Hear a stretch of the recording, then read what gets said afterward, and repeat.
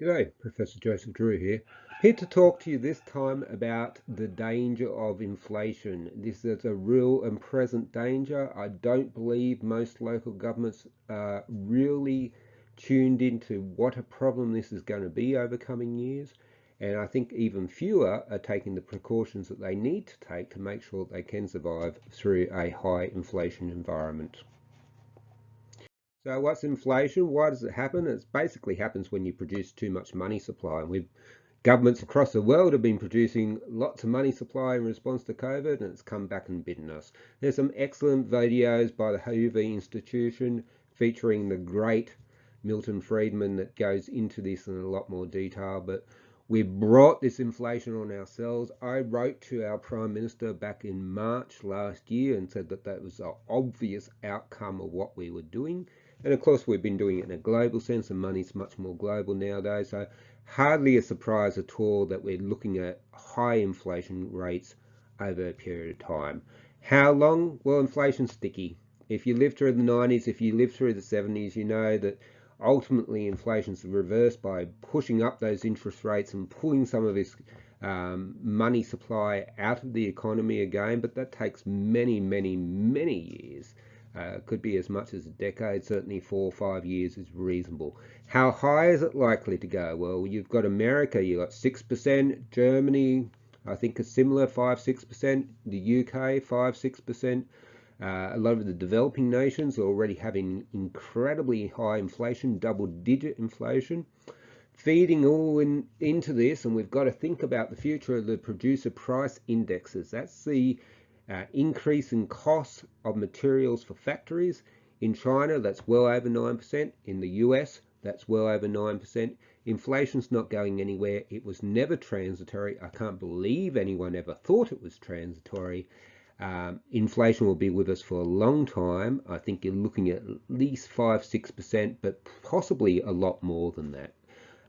No one wants to predict a precise number because you're bound to be wrong, but the days of 2% inflation, we won't know those times for many years to come.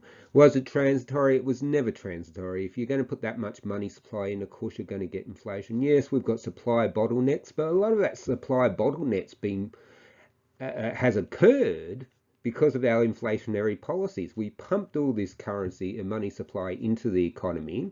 People used that money supply, including government, to buy things. That meant that we needed more things to come through our supply chains, and of course we were going to get bottlenecks. Yes, it has been made worse by COVID and port closures and all the other things, but we were always going to get supply bottlenecks anyway because we were effectively bringing forward future consumption to now, and that meant a lot of stuff had to be moving around the world, and the systems were always going to struggle to cope with it. So inflation will affect you at the local government level. And by the way, this is what happens ultimately in Zimbabwe. You end up going shopping with a wheelbarrow full of cash to buy a loaf of bread. Hopefully it won't get that bad.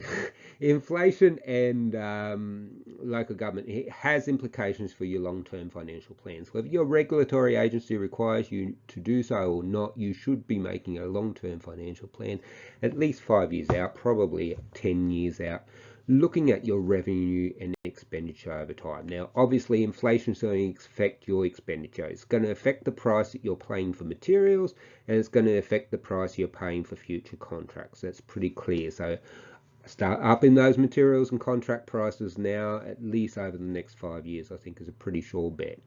At the very least, you'd have to be expecting that would be at the very top of your central bank target inflation rate. In Australia, that's 3%.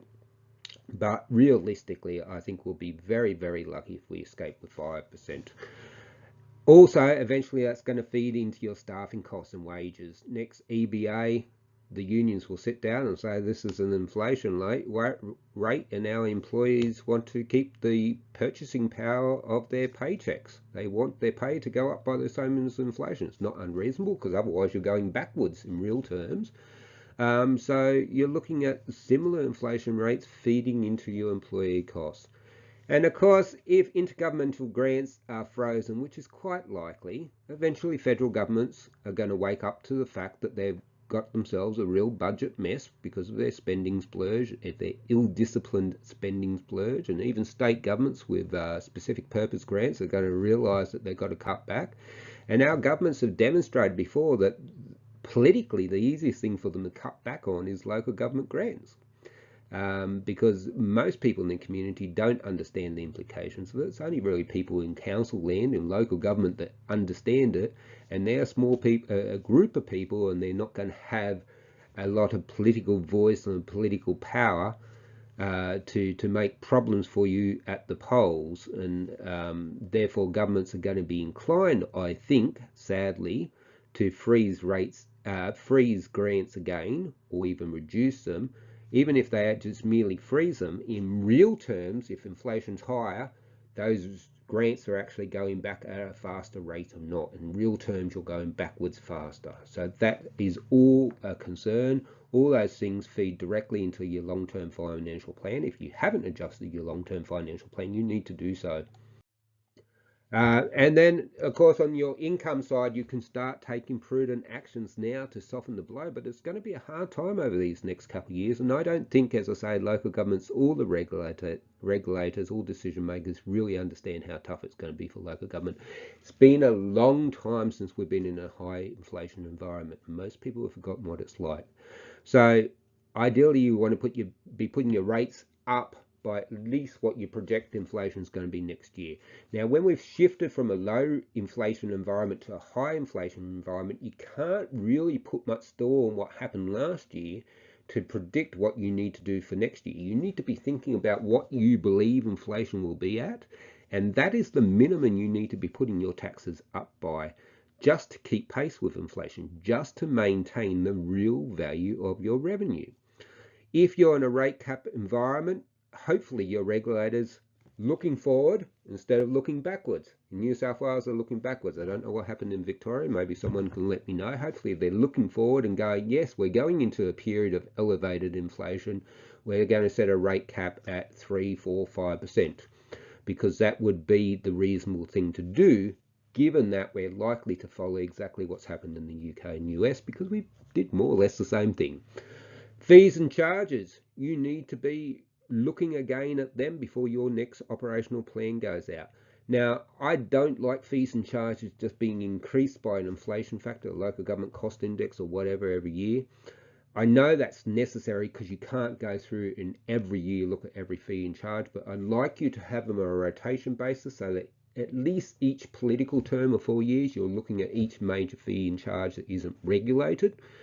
And you should be pricing it according to supply side methodology. So that's looking at the actual cost to produce that item, taking into account future changes to cost of materials and future needs for capital spending. And if you did that, you would always have sufficient revenue coming in to pay for those services that are covered by the fees and charges.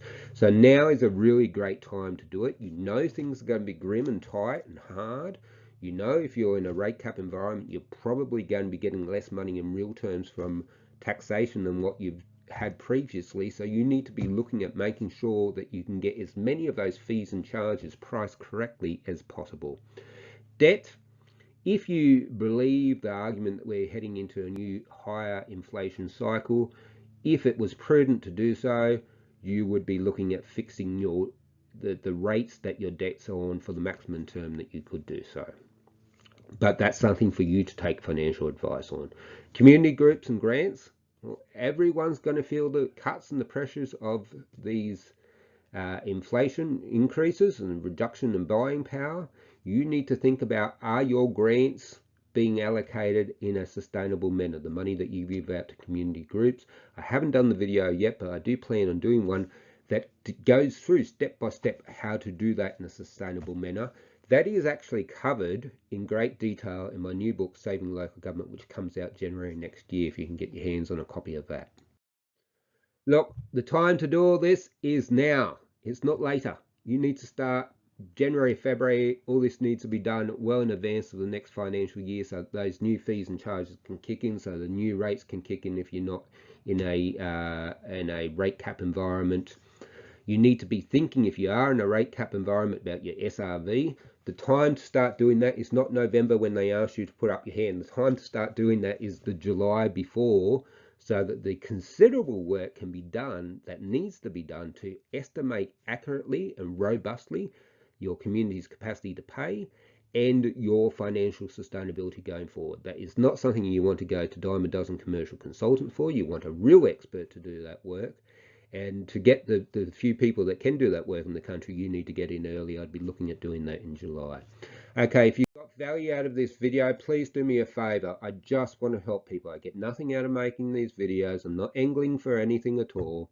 So please do me two favors. In fact, one is subscribe. It helps me to justify the time and resources I spend on making these videos. If you want more videos in the future, subscribe. It's a simple way of paying me back. And second of all, help me to help others. That's all I want to do. So flick this link to as many people as you know in other local governments to alert them to all the immense challenges that are coming up.